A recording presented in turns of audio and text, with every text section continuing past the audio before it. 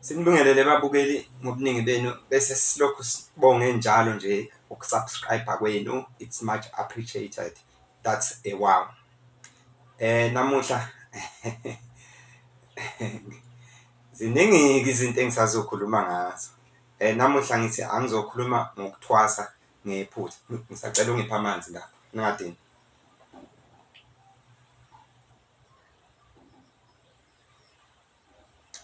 Ngiyathokoza.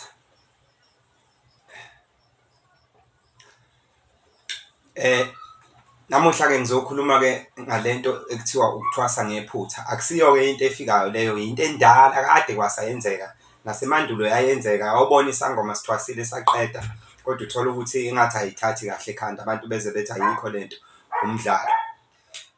Yize-ke namuhla sekuduma ukuthi abantu uma bethwase ngephutha mase kulokhu kusukelwa labafowethu laba abathwele kuthiwe yibona abathumela iy'lwane zabo ihambe ithwebula abantu mase beze ey'godlweni zabo bezothwasa benzela ukuthi kungene iy'mali.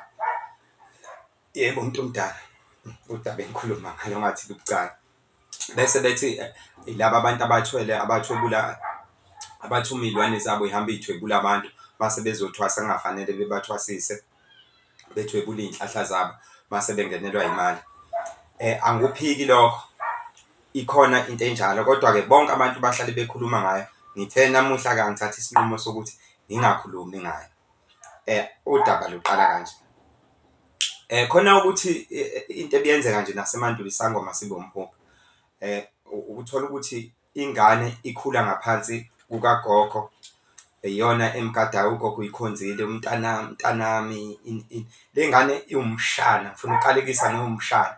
Kuyenzeka-ke noma ingesuye umshana, ukuthi ngifuna lento uyiqonde kahle, ngiqalekise ngewumshana, kodwa ubiza isibongo sala ekhaya ngoba ubaba wakhe wamlahla. Mayihlala-ke nalo gogo, ugogo uyikhonzile, inhliziyo yakhe ikhona kulo gogo ngoba uyazi ukuthi ngaso sonke isikhathi uma kukhona umuntu ocwaswayo ucwaseka le ngane. Angithi-ke umoya wedlozi uma ngabe uzongena kumuntu, awuvele uvuke ekuseni noma ntambama ungene kumuntu. Kuye kuthatha isikhathi ulokhu uzingeza ubheka ama-angle okuthi uzongena kanjani. Uthola ukuthi lo gogo usemdala kakhulu, ayisekho indaba, ayikho into asengayithwasela, kodwa manje lo moya ufuna yena, kodwa kukhona le ngane esenhlizweni yakhe eclose nayo.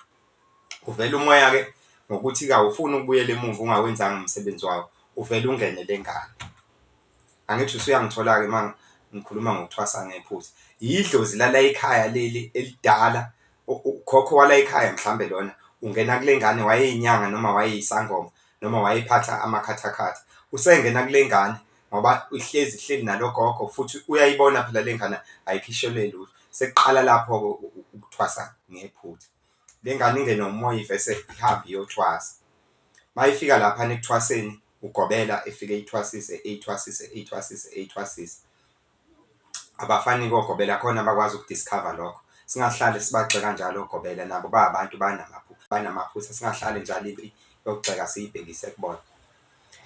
Masiyabuya-ke le ngane ekuthwaseni, mayisibuya ekuthwaseni, thole le ngane yenza izinto mhlambe yentombazane yenza noma eyomfana yenza izinto ey'ngajwayelekile, mhlawumbe igijima nabafana mase kuhambe kuqanjwa mangakuthiwa yangenwa yidlozi elalithanda abantu besilisa, umfana ithanda amantombazane, ithande notshwala. Mase kulokhu kuthiwa hayi shuthi wangenwa umuntu okanye, kodwa masithi siyabheka akabasebenzi abantu futhi abafiki abantu beze la kuyena. Mase kushiwo ukuthi hhayi ukuthi ngoba esikhathini samanje kuthi seziningi izangoma, kufanele hhayi sevele umuntu nje ey'xakele impilo mase eyothwasa. Kanti kwenzeke lento lena, ingane yathwasa ngephutha. Kothi ekugcineni kufika umuntu okwazi ukushaya umhlahla.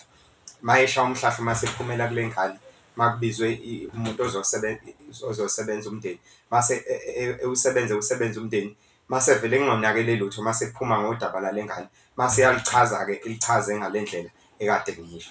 Ilokho-ke ebengisho ukuthi umuntu uthwasa ngephutha. Kuyenzeka-ke kwesinye isikhathi evele ephambane ikhanda. Uthole ukuthi uthanda kakhulu lezi zinto ey'bhenywayo ey'njengogwayi, onsango.